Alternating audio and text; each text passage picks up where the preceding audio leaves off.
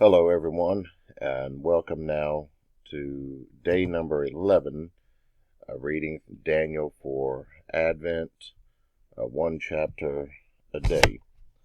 This video is going out a bit later.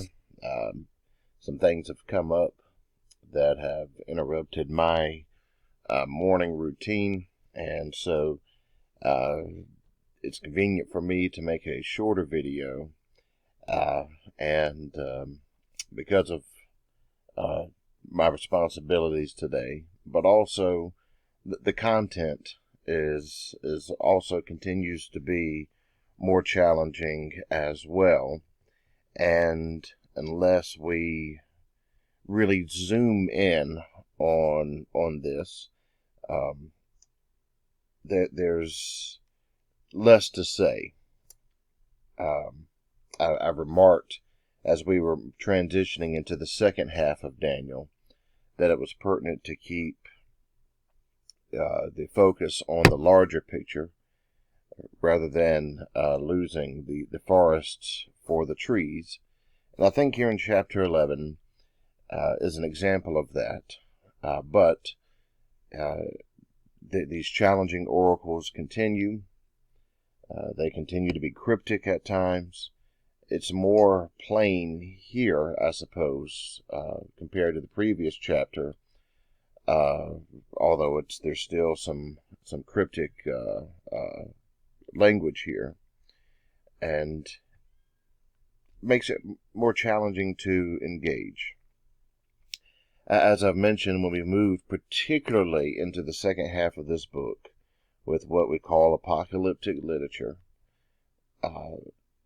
for us, we can never really step into the mind of the writer. We can attempt to try to step into the world and know what was going on then.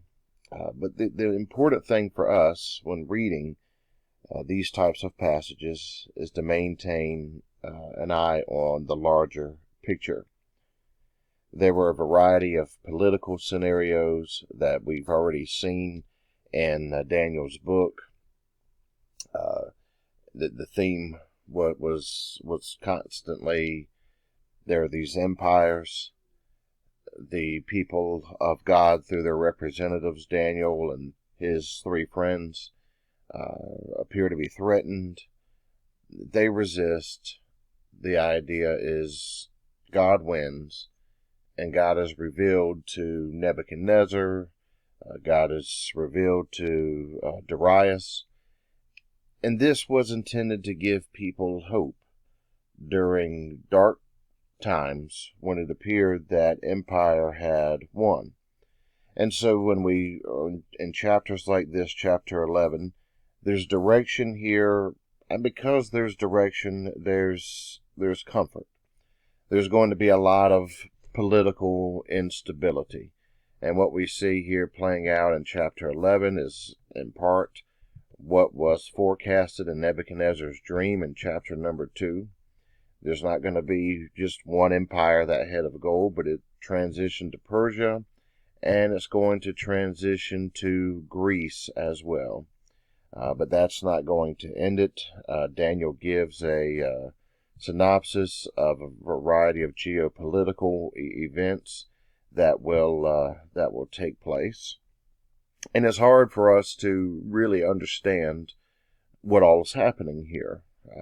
I could prepare and give a in-depth lecture. However, I think we would get lost in the details.